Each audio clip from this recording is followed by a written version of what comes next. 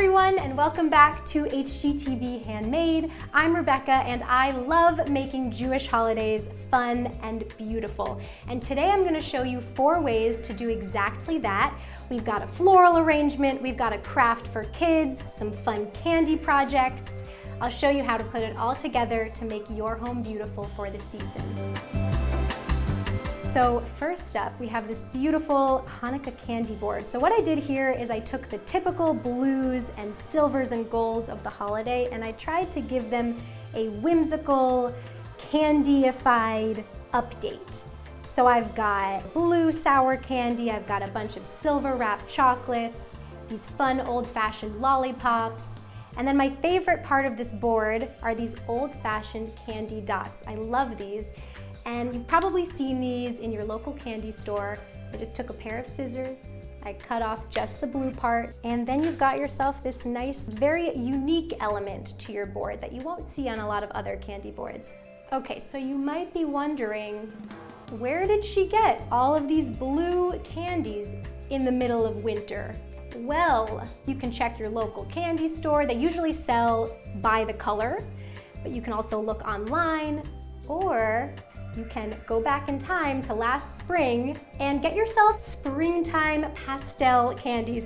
Pick out just the blue ones, freeze them, and use them in your Hanukkah board. That works too. Now let's talk about the silver gelt on here. So Hanukkah gelt is traditionally gold. I went for silver just to try something different. I found these online. You can get them anywhere, especially around Hanukkah. But I just thought they were really fun. They add a little sparkle, a little shine. Another fun element of this board are the little inedible garnishes. So if you have young children, maybe stay away from these. But for a more grown-up gathering, you can add some silver dreidels to match your gelt, some silver mini disco balls, and they just sort of add another pop of glint to your board and give it a little extra something. So next up we have this fun kids craft. Now I don't have kids, but I have a zillion nieces and nephews, and I'm always coming up with fun ideas for them. So this one I thought of with them in mind. It is just like those Thanksgiving hand turkeys that you make with preschoolers, but instead of one hand, you use 2 hands, overlap the thumbs, and now you've got yourself a menorah with 8 candles, 4 on either side, and the center candle, or shamish, the lighter candle, is those overlapped thumbs. I think it's pretty cute, and if your kids are a tiny bit older and they can sort of read, something fun to do is cut up letters of the words Happy Hanukkah and then let them figure out where they should glue those letters and how to spell the words. You might end up with a funny looking word, but it's the thought that counts.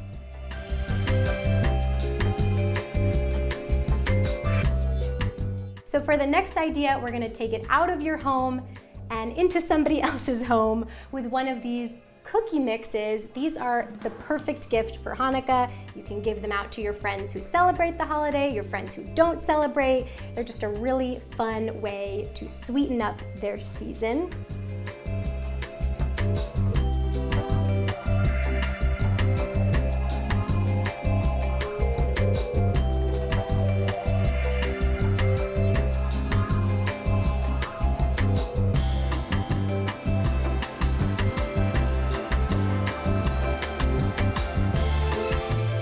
And these labels that you'll find on the cookie jars are actually available at hgtv.com, and all they have to do to make a batch of really delicious, really chewy Hanukkah cookies is pour the contents of the jar into a mixing bowl, add some butter, some egg, some vanilla, throw it in the oven, and voila. So last but not least, let's talk about this really fun tablescape I've put together. So Hanukkah is always about the blues and whites and golds, but in this table I decided to give things a fun 2020 twist with the addition of tie-dye. So let's talk about that runner. So this was a lot easier than I thought it would be. It was actually my first ever tie-dye project, but I just thought how cool would it be to throw tie-dye right in the middle of the table. So I just took this cloth runner, I dyed it using the shibori technique. It's a Japanese linen folding technique that helps you dye things really easily.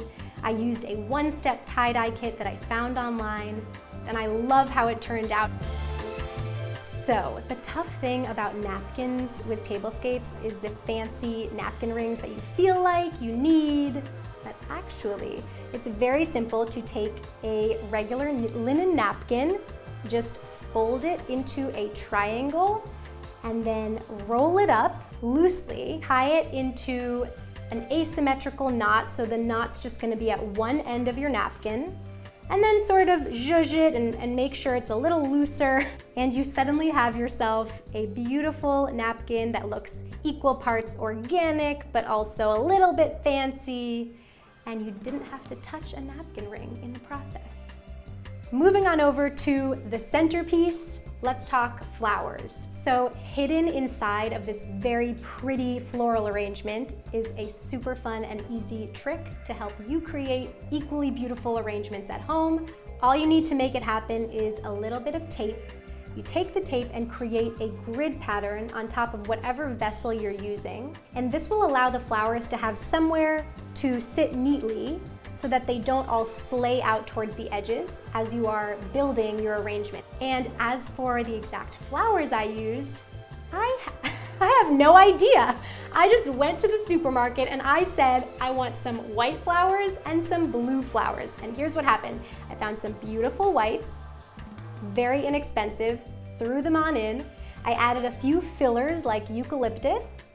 I did find these very pretty blue flowers, but I decided to add in some craft store stems just because in the middle of winter it can be hard to find blue, and these fit the bill and they sparkle, which normal flowers do not. I love this next idea because you don't have to leave your home to make it happen. Just grab a few books with blue colored spines or whatever color you're going for and place them in the center of your table, and they provide this really beautiful pedestal on which to place whatever centerpiece you use. Place cards, also sort of a deterring factor for some people. All I did for mine, I used some store-bought white place cards with nothing written on them. I took my little stamping set that I also used for the kids' craft, and I just stamped on some names. And as you can tell, I'm having a very on-theme guest list.